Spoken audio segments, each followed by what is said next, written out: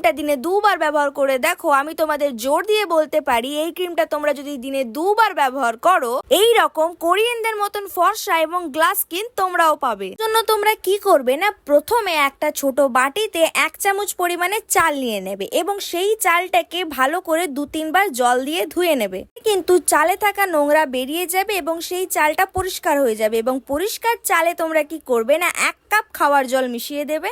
এবার ওই চালের জলটাকে কিন্তু ওভারনাইট অথবা 3 থেকে 4 ঘন্টা ছেড়ে দেবে। তাহলে তোমাদের তৈরি হয়ে গেল ঘরোয়া ভাবে রাইস ওয়াটার। আমি তোমাদের জন্য কিন্তু আগের থেকেই চালটাকে ওভারনাইট ছেড়ে দিয়েছিলাম এবং রাইস ওয়াটার তৈরি করে নিয়েছিলাম। এখান থেকে কিন্তু আমি একটা অন্য বাটিতে 2 চামচ পরিমাণের চালের জল নিয়ে নিয়েছি। এরপর এর মধ্যে মেশাবে ঠিক 2 চামচ পরিমাণের কিন্তু অ্যালোভেরা জেল। তোমাদের কাছে যদি ঘরের অ্যালোভেরা জেল থাকে তাহলে অবশ্যই কিন্তু সেটা ব্যবহার করতে পারো, আর যদি না থাকে তাহলে দোকানের কেনা অ্যালোভেরা জেলও তোমরা ইউজ করতে পারো।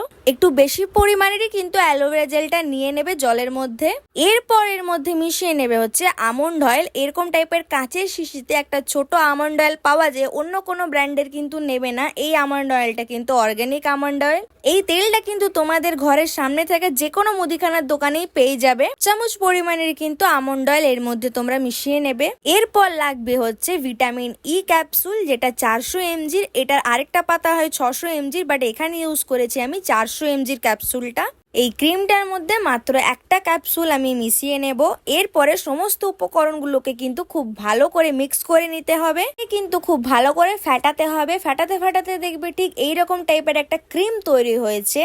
এই ক্রিম ব্যবহার করলে কিন্তু কোরিয়ানদের মতন ফর্সা এবং কোরিয়ানদের মতন গ্লাস স্কিন তোমরা পাবেই। খুব ভালো করে মেশানোর পর কিন্তু ক্রিমটা ঠিক এইরকম টাইপের হয়েছে। এরপর কি করবে, এরপর একটা কাঁচের শিশিতে কিন্তু সমস্ত ক্রিমকে ঢেলে নেবে এবং তোমাদের 7 দিনের জন্য কোরিয়ান গ্লাস স্কিন ক্রিম একদম রেডি। সমস্ত ক্রিমটা কিন্তু আমি কাঁচের শিশিতে নিয়ে নিচ্ছি, কারণ 7 দিনের জন্য ক্রিমটা একদম রেডি করে নিলাম এবং এই ক্রিমটা আমি 7 দিন ডেলি 2 বেলা ইউজ করব।